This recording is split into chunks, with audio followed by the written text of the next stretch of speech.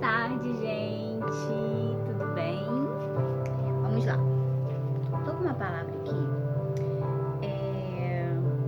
A parte principal dessa palavra está em Hebreus 12, que diz: portanto, também nós, uma vez que estamos rodeados por tão grande nuvem de testemunhas, livremo-nos de tudo o que nos atrapalha, do pecado que nos envolve, e corramos com perseverança a corrida que nos é proposta. Então, nesse caso, eu coloquei alguns tópicos aqui. Aqui tá falando que nós somos rodeados de grandes nuvens de testemunhas, né? Pessoas estão ao nosso redor, pessoas estão nos olhando, nos observando, e automaticamente a gente se torna um exemplo para algumas pessoas. E mesmo que a gente tente dizer que nós não somos exemplos para ninguém, que nós não temos nada para oferecer, infelizmente a gente tem muito a oferecer. Ou a gente tem a oferecer coisas boas, exemplos bons, ou a gente oferece maus exemplos. De qualquer forma, nós passamos algo nosso para as pessoas. Não existe meio termo, não existe em cima do muro, não existe eu não influencio. Sim, nós influenciamos de uma forma ou de outra. Então, que a gente possa influenciar com os nossos bons exemplos, né? Por exemplo, uma pessoa que eu admiro muito na Bíblia, né? Fora todos os outros, é, por exemplo, Timóteo. Timóteo, ele imitou Paulo, que era um exemplo. Paulo dizia que imitava o próprio Jesus Cristo, né? Então ele falou assim: sede meus imitadores como eu sou de Cristo. E Timóteo imitava Paulo, que imitava Cristo, e automaticamente outras pessoas imitavam a Timóteo, né? Eu costumo dizer que o exemplo ele vale muito mais do que palavras. Essa frase, todo mundo fala ela, mas ela é uma palavra forte e que a gente deve observar. O exemplo ele vale sim mais do que palavras, muito mais. Eu acho que exemplos são legados que a gente pode deixar para muitas pessoas, né? Eu como uma mãe, esposa, né? Eu posso não ter dinheiro, riquezas, ou até mesmo um bom estudo, uma boa faculdade para os meus filhos, mas talvez isso não valha tanto a pena quanto eu deixar o meu exemplo de uma mulher de Deus, de alguém que busca o Senhor, de alguém que é fiel a Deus, de alguém que é fiel à verdade do Senhor, alguém que anda em santidade, alguém que ora pela minha família, alguém que é um exemplo de oração dentro da minha casa, alguém que os meus filhos possam olhar e respeitar, não só como mãe, mas como uma mulher de Deus. Quando os meus filhos chegarem dentro de casa, eles verem que eu estou ouvindo uma palavra, que eu estou lendo a Bíblia, ou às vezes antes de dormir, quando eles vão lá no banheiro, que é meu local de oração, eles possam ver que eu estou orando lá no meu banheiro. Então são exemplos que eles estão vendo, mesmo que eu não ensine, mesmo que eu não diga para eles: olha, vocês têm que ler a Bíblia, vocês têm que orar, vocês têm que buscar Deus, ainda que eu não fale com as minhas palavras, mas eles estão vendo o meu exemplo. Muitas vezes a gente tem que fazer em primeiro, para depois a gente mandar. É necessário que a gente faça para depois ensinar. Não é aquela frase que diz não faça o que eu faço, ou sei lá, até esqueci agora a frase, você já vai saber o que é. Mas você não falar muito, mas você dá muito exemplo, muito exemplo. Então o que eu quero dizer para vocês é que mesmo que você não tenha muito argumento, mesmo que você não tenha tanto a palavra de Deus, mesmo que você não tenha jeito para pregar para os seus filhos, mesmo que você não tenha jeito para pregar para um amigo, para o seu esposo, para alguém que você quer ganhar, mesmo que você não tenha muitos argumentos e você nem saiba direito como fazer isso, não é tão necessário que você faça isso. O necessário é que você faça. Você dê o exemplo, que você plante as sementes. A parte mais importante da nossa vida são as nossas nossas plantações. Plante em oração, plante em choro, plante as suas sementes lendo a palavra, plante as suas palavras orando pelo seu filho, pelo seu esposo, pelo seu amigo. Plante com atitudes. Atitudes valem muito, muito mesmo. Paulo ele fala para Timóteo que ele achou que ele ficou muito feliz porque Timóteo também ele conseguiu seguir o exemplo da avó Lloyd dele, né, da Eunice, que ele foi criado com a sua avó, e Paulo diz que a avó de Timóteo era uma pessoa de Deus, era uma mulher de Deus, e ele ficou muito feliz porque ele viu que Timóteo seguiu o exemplo da avó dele, né?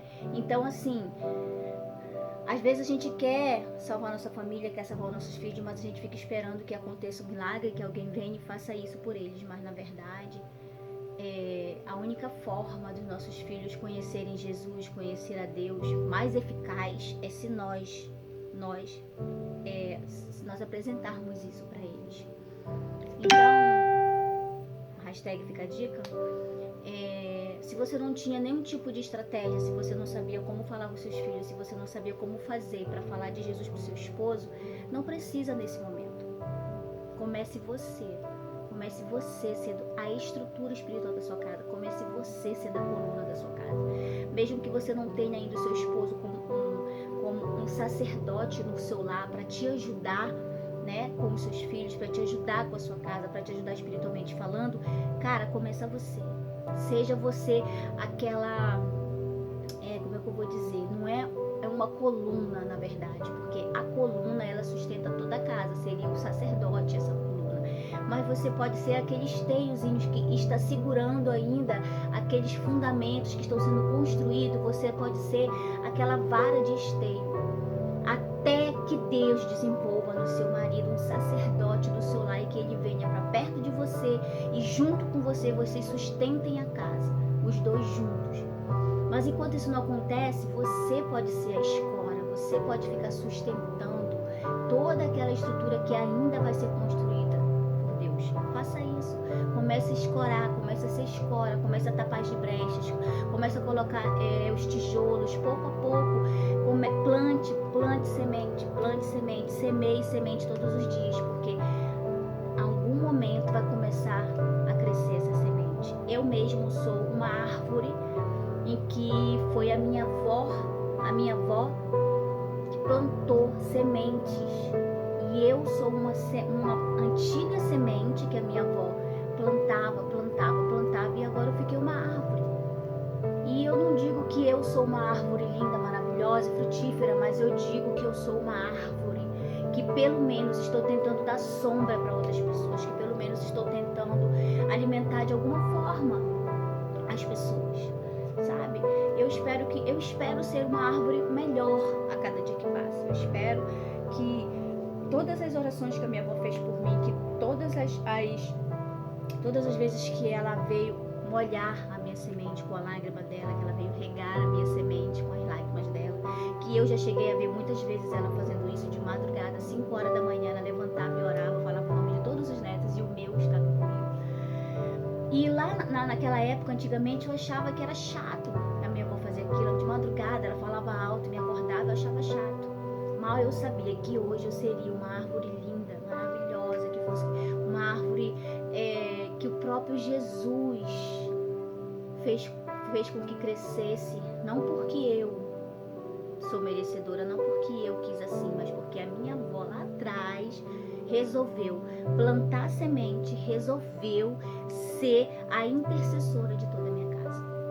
E eu venho fazendo isso há muito tempo com a minha família. O meu esposo é uma árvore que a semente, quem plantou foi eu. Deus deu o crescimento depois, mas o meu esposo é uma semente que eu plantei, que eu reguei com vários dias de lágrimas, de choro, né? Por várias vezes ele via eu orando, por várias vezes ele via eu lendo a Bíblia, por várias vezes ele chegava, eu estava escutando louvor, eu não dei uma palavra com meu esposo, não chamei ele para ir para a igreja, não fui uma crente chata, não fiquei falando da Bíblia para ele, mostrando a Bíblia para ele, que tinha que ler a Bíblia, nada disso. Ele viu as minhas atitudes. atitude de quem orava, atitude de quem tinha paciência com ele, atitude de quem tinha amor por ele, mesmo quando ele chegava bêbado, mesmo quando ele chegava com cheiro de cachaça, mesmo quando ele ia pro bar, eu ficava em casa, eu ficava orando, lendo a Bíblia, eu ficava escutando louvor, me edificando para quando ele chegasse, eu estivesse em estrutura emocional, estivesse cheia de Deus para receber aquele homem, que pela minha fé não era o homem que Deus queria para mim, mas que pelos olhos da fé eu conseguia enxergar um outro homem, mesmo quando ele chegava daquele jeito. Mas por quê? Porque eu plantava as sementes, eu lia a palavra e eu não queria apenas salvar ele, eu não queria apenas falar de Jesus para ele, eu queria mostrar Jesus para ele. Então que você possa mostrar Jesus para os seus filhos, para essa pessoa que você está orando, para essa pessoa que você está buscando, que você possa mostrar em atitudes, atitude de fé, atitude sábia. Lá em Pedro diz que a mulher pode ganhar o seu marido sem palavras, sem falar nada, ela pode ganhar o seu marido. Seja essa mulher, ganhe seu filho, ganhe seu esposo sem palavra alguma, só com oração, joelho no chão, jejum.